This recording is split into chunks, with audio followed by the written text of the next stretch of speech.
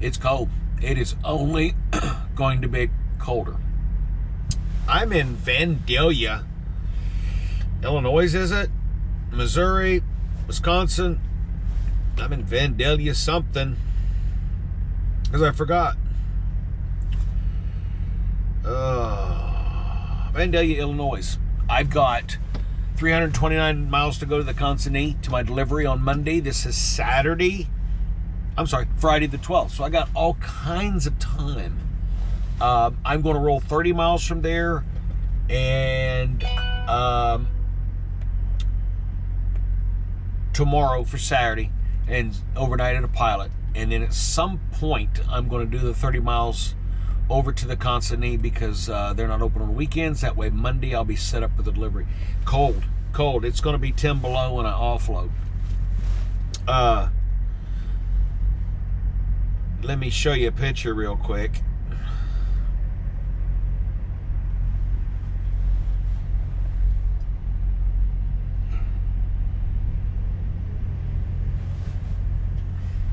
Told you I was number one in the Fleet Manager's book. I don't know how I got there. I'll be honest. I mean, I don't know that I've done anything different. Yeah,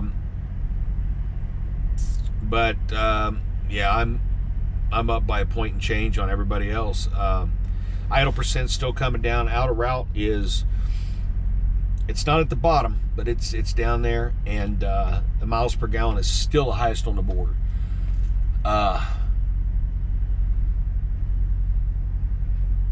trying to remember where I left off, because I've been running. I don't know how some of these guys have time to make these 1 hour, run these YouTube channels. But I appreciate everybody that's tagging along with me. Toronto, Pottsville, Virginia rolled out of there 1-something in the morning. It snowed a lot that night, but it was like flour. I mean, literally, when you went down the road, the snow was just blowing off of the highway, and the pavement under was clear. So 65 mile an hour all the way to the border, or whatever the speed limit was. There was one truck in front of me going through the border, and there was one truck that didn't have a clue. You come in through the Michigan, through the New York side. This is the Peace Bridge, and there's only one lane. And then when you get up, it splits into, I think, 3. And they can change what they want to on the... In other words, they can allow 2 rows of trucks going up, or 2 rows of cars going up, or whatever. And normally they don't do 2 rows of trucks, because you sit there and you got all these trucks with all this weight just sitting on this bridge.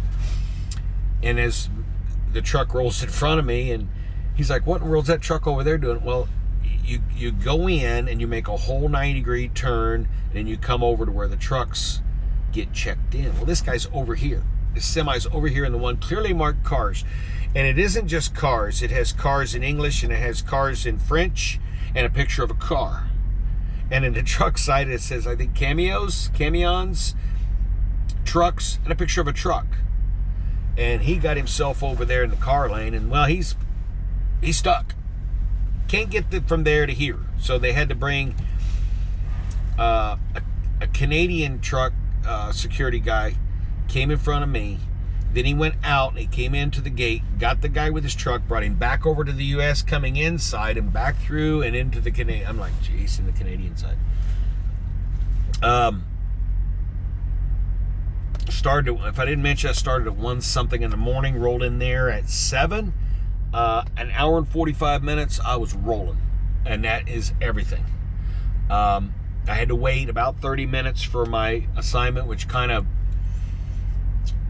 miffed me a little bit, because I had called the consignee the day before, and they say, yeah, bring it on in a day early.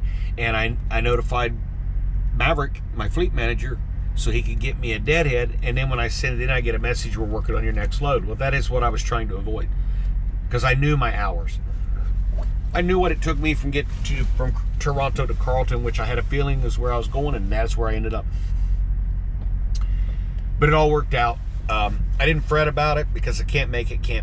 I rolled into Carleton with, I think, 50 minutes on my clock. And you make up good time, because when you roll down from Sarnia all the way down, I think, to Carleton, it says 60 mile an hour on my GPS, but 65 on the signs. So you're making time up the whole way.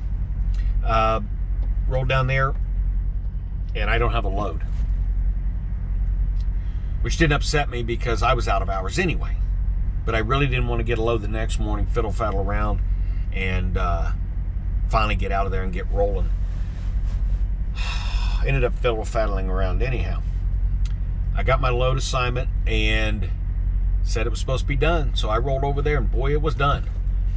And I backed up to the bay and went inside, and I told him, I said, I'll pull it out. And he's like, okay, cool. So I backed up under it, and I went to move these big yellow stands. I was going to get some help to move these big yellow stands that go around there. There's safety systems. And he says, you want some help moving the stands? I said, well, I'm going to check my BOL first, and then I'll tie the back up. And he said, I told myself I'll take it outside and finish it. It was not horribly cold. It was in the mid-20s. He's like, just do it here. It's cold outside, and we don't need to be at bay right now. I'm like, cool. So I got it all done, all tied up, everything there, and I'm going to pull out and I'm going to go to sleep, you know. I am totally out of hours, driving-wise. Now, I had work hours, so that wasn't an issue. I wasn't working off the clock. They went to shove the yellow stands out, and then they sheared the air inflator right off the rear of the trailer, and I'll try my best to show you a picture of that. The truck compressor that feeds back through the trailer feeds into the axle, and it comes out into the axle shaft. It has a swivel with a hose that goes right into the tire and keeps your tires at 120 psi. It's a smart system. The problem is your trailer ends here. Your tread bulges out past. There we go. Tread bulges out here. Then the inflator's out on the end. It's just sticking out there, and it got sheared right off. So I put a brake down for it and the trailer I brought, because the trailer I brought had ABS light come on. And I don't drop trailers with broke problems for other people. So I dropped that trailer. The ABS light came on. The marker light on the right-hand side went out, and my engine light came on. And I've had that happen before, and it was a short in the trailer, and the tractor doesn't like that. As soon as I unhooked from that trailer, my check engine light went out, and the tractor was fine. They came out and checked the trailer. All the ABSs are reading, so somewhere in that trailer is an electrical short. So it was kind of confusing for the people coming to fix trailers, because I put a work order in for 2. And I even sent a message in this morning at 8-something when the guy showed up and finished it, that this trailer number, and I gave him the number, was done. And I got a phone call from my fleet manager. He's like, dude, that ain't the trailer you brought there. I said, no, they accidentally broke the one I was bringing in. And it cost me about 5 hours. But I'm so far ahead of the power curve, it wasn't even a big deal. I got to sleep in, and I did not mind it a bit. So I'm going to drop the trailer here at this pilot. I'm going to drive right across the interstate at the Walmarts. Get myself some stocking in my truck. I'm out of a lot of stuff. I'm going to stock it up because the next 2 days could be ugly, and I might be stuck. I could be stuck anywhere between Spring Hill and Michigan. That's where I'm headed, and this is going to be storm all the way. I don't really see my delivery of 217. I don't see that happening. I just hoping for the best, just because of the weather that I'm going to be rolling through. Where I'm at right now, which is where I'll be coming back through, 8 to 10 inches of snow. So I'm gonna have to keep an eye on the 511. I wish there was one app, and if anybody knows, throw it out there. But the 511 app for the states, you have to like add the app for every state, so you end up with, potentially, 48 states. And wow, that's just stupid. I'll just have to look at the 511, because if it's unsafe to roll, I won't haul this glass. I don't care. I will park. I won't be involved in the Fort Worth pile up or something like that. Let's see if I got anything else I want to pass on. Nah, I guess that's it. It's going to be another good week. 3,400 miles. 3,400 miles. Could have actually got more. And I could deliver all this tomorrow. I could be at the consignee tomorrow. But then I'll be sitting the rest of Saturday, all day Sunday to deliver Monday morning. Not going to happen. I'm going to go ahead and roll down to the Pilot. I can get another shower if I want to. I got plenty of points. And if the weather goes to you know where before I can make it to the consignee or whatever, which I'm going to be watching the weather. I'm going to be 30 miles away, and if it looks like it's going to get ugly, I'm pressing on. I'm going to go straight to the consignee because I'll have stuff in the truck, and I still will be able to get unloaded Monday. But it's going to be cold. It'll be 10 below when I unload Monday morning. And it's going to be ugly all the way to Michigan. It's just going to be, looking at the weather chart, it's just going to be really bad timing. I mean, I definitely missed 2 bad storms. I am not going to miss this one. It's going to be all over me.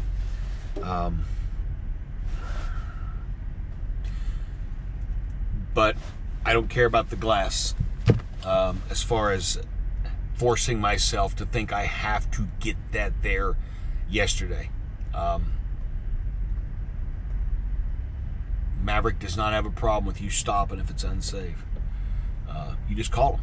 It's unsafe, I'm parking. And they're like, okay. They don't question you. They don't second guess you. They don't force you.